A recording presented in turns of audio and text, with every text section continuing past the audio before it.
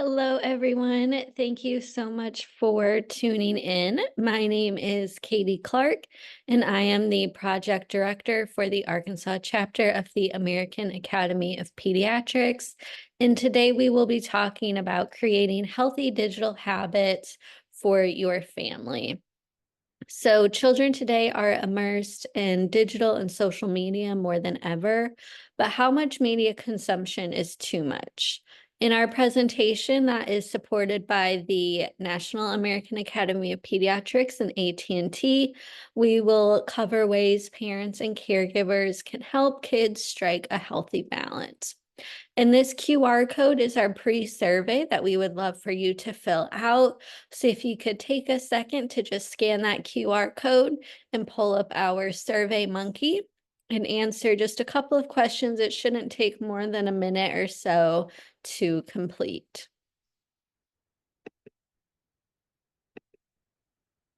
So as we begin our conversation today, it's important to define media because there's such a wide spectrum of what constitutes media.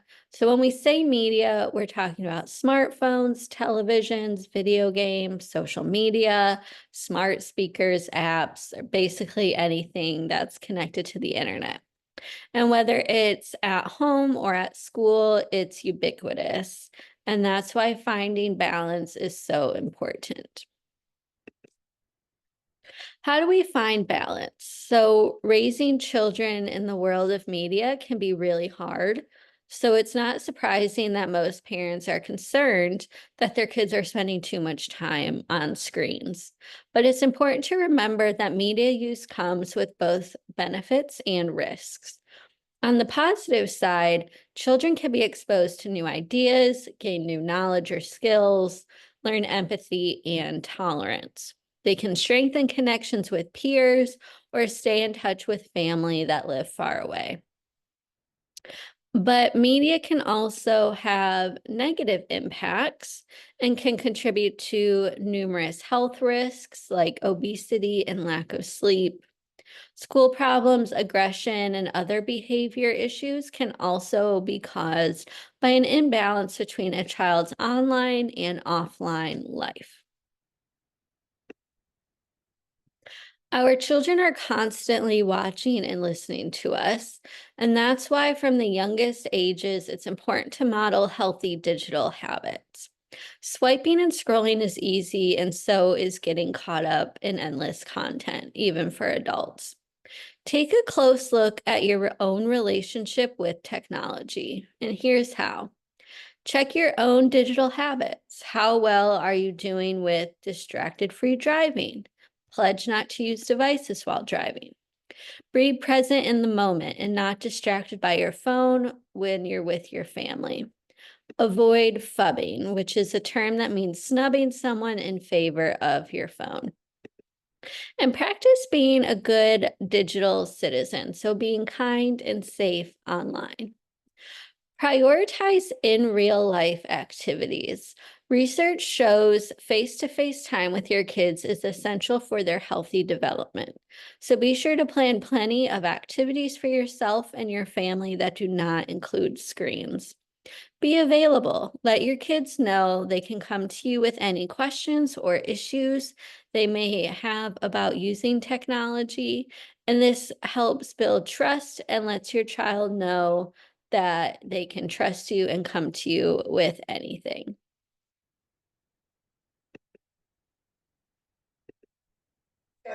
Babies this young are extremely responsive to the emotions and the reactivity and the social interaction that they get from the world around them. This is something that we started studying 30, 40 years ago, when people didn't think that infants could engage in social interaction.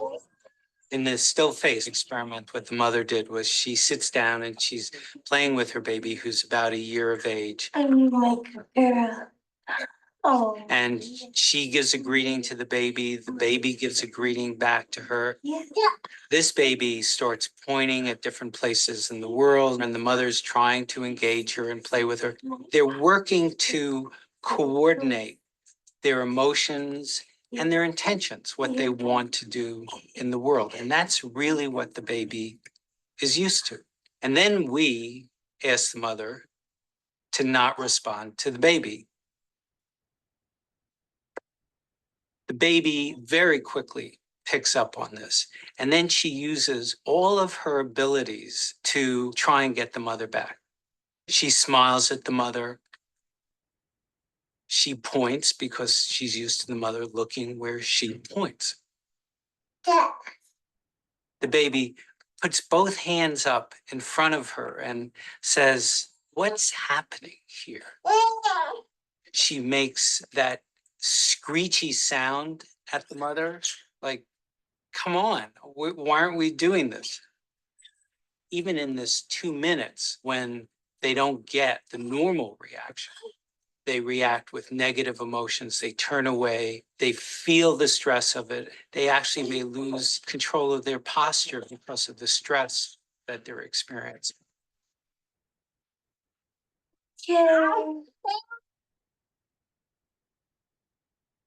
So to help you and your family, consider these three approaches: balance, boundaries, and communication. So with balance, figuring out the right balance between online and offline time is an important topic for discussions with your child and for your family. There is no evidence for a universal screen time limit that applies to every child. However, talk as a family about which approaches might be appropriate to ensure your children get adequate sleep, daily physical activity, time for play and reading and discovery, time with people they care about, and time to focus on learning without multitasking. Boundaries refers to setting limits around what kids share about themselves online or on social media, as well as setting limits on where they spend their time online or when using tech. Talk to your child about the types of personal information that are not appropriate to post on social media sites. This can help prevent them from several online safety risks, such as being the targets of bullying, unwanted solicitation, or embarrassment. It's also important to talk about spaces to avoid and what to do if unwanted or inappropriate information comes up when your child is online. For communication, talk with your children early and often about technology and media. It is okay if you don't know the ins and outs of each platform your child uses, because your role is to create a space where your child feels comfortable coming to you with concerns and experiences using technology. Establishing home rules for social media and technology use as soon as your child begins using these tools is an important way to promote healthy technology use from the start. One helpful tool you might use is the Family Media Plan from the American Academy of Pediatrics. The Family Media Plan is an online tool that you can use to set the media priorities that matter most to your family. So let's watch this quick video for more details about the Family Media Plan. What is media? It's television, smartphones, video games, apps, social media, smart speakers, and any other technology connected to the internet, whether at home or at school. A family media plan is a personalized agreement that can help your family find balance, both online and off. The plan provides age-based tips to help you communicate about media and resources to make the plan work for your family. To create your plan, simply start by entering some information about your family. Next, select from a list of 8 specific priorities that matter most to you and your family. You can choose them all or just a few. Then save your plan and refer to it whenever you need to. Get started today.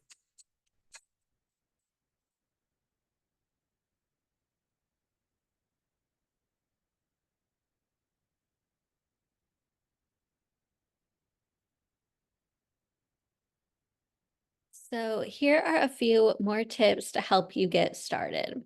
Create rules for media and technology that are in line with your family's values and explain them to your kids. And here are a few examples of rules to consider. Set screen time or set screen free zones, such as the dinner table, to strengthen family face to face connections. Set screen free times, such as during homework, or before bed so media does not interfere with learning and sleep. And have a one screen at a time rule and turn off devices not in use to minimize distractions. Make sure to create a plan for every member of your family, including yourself. Remember, you are an important role model in practicing healthy digital habits and establishing a healthy relationship with technology. Revisit and revise your plan often. The beginning of each school year or during summer and holiday breaks are a great time to review your plan. Remember, plans should evolve as your child matures and develops. Parental controls and privacy settings can help keep your children safe on their devices and online, but setting these up can sometimes be complicated, and so here are a few tips to help you get started. Review the parental control and privacy setting options on all the networks, devices, and apps your child uses. This includes your home Wi-Fi, TVs, phones, gaming devices, tablets, and apps. All families are different, so choose the settings that are right for yours. For example, content blockers and filters to prevent access to inappropriate websites and content. Time limits to manage screen time overall during certain times of day or when you want to pause access. Monitoring tools to help you keep track of devices and device use, and privacy and security settings to control your data and information. Be sure to talk openly and honestly about the parental controls you choose for your children. Let them know that the goal is to protect them while they are learning to use technology safely and responsibly. Include your older children in any decisions about settings. Review settings over time as your child shows more responsibility and independence. Media can be a great source of togetherness. Children learn more about media when they share the experience with an adult. Exploring digital content together helps you too. You can learn more about your child's interests, start conversations about media, and strengthen family relationships. These tips can help you get started. Schedule a movie night, or if your child likes to watch a streaming series, ask to join them for an episode or two. This can be a great way to talk about what they like and dislike. Put away phones so that everyone can be tuned into the show together. Play games, use apps, and watch videos together. Ask your kids to show you around their favorite game or video platform, what they built or saw, and how they learned about it. Co-viewing allows you to connect and discuss topics you might not have known how to bring up and helps child make connections and see things from someone else's perspective. There's a lot going on in the online world, but you can help your kids feel comfortable coming to you and what they see and experience online. Staying open and judgment free are key, and so here are some tips for these conversations. Talk with your kids about being good digital citizens and how to use technology safely and responsibly. Ask them about what they see and experience on their devices. Talk openly about dangerous social media challenges, sensitive world events, or mean comments. What did they do about it? How did they feel? And encourage your kids to look for positive content and not just follow whatever a platform recommends or picks for them. When your child is talking to you about their digital life, even if what they are saying is stressing you out, take a deep breath. Keeping the conversation going lets your children know they can talk with you about these topics. Our children are constantly watching and listening to us, and that's why from the youngest of ages, it's important to model healthy digital habits. Swiping and scrolling is easy, and so is getting caught up in endless content, even for adults. So take a close look at your own relationship with technology. Here's how. Check your own digital habits. How well are you doing with distracted-free driving? Be present in the moment and not distracted by your phone when your family is around. Practicing good digital citizenship, prioritizing in real life activities, and being available.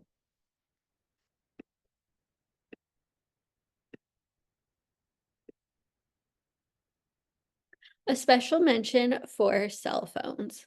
Deciding when to give your child their first phone can be a source of anxiety. Smartphones in particular offer a portal to the internet, apps, and social media. On the one hand, you may not feel your child is ready for that much access to the digital world. Yet on the other hand, you may want your child to have a way to contact you after school, when going to a friend's house, or for other reasons.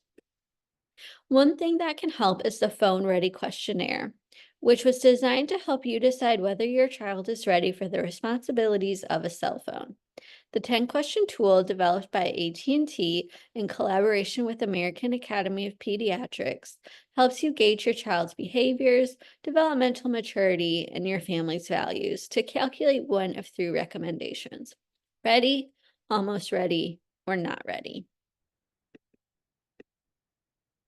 If all of this seems daunting to you, do not fear.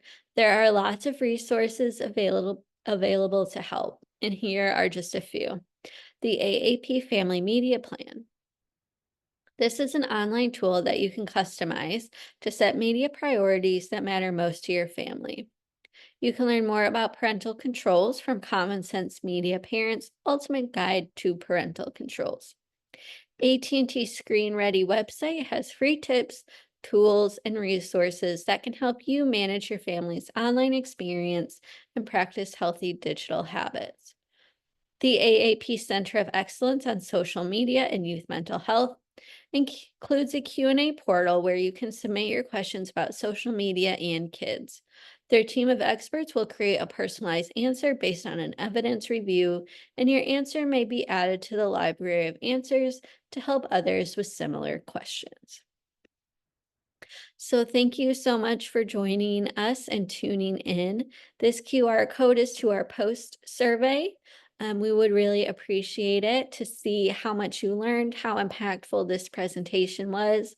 So you just scan that QR code and it takes you to our post survey SurveyMonkey link.